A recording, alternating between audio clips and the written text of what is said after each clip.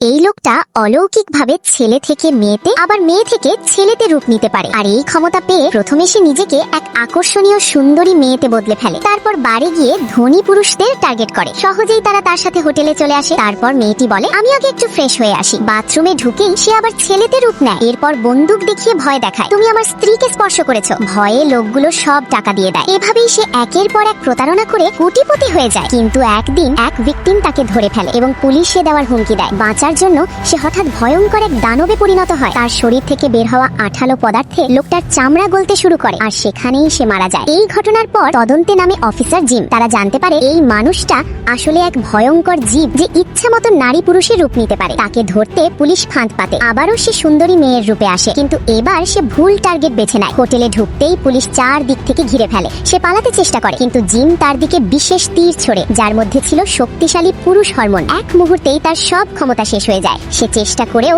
আর মেয়ে হতে পারে না। শেষে তাকে গ্রেপ্তার করা হয়, আর সে বাধ্য হয় নিজের সব অপরাধ স্বীকার করতে।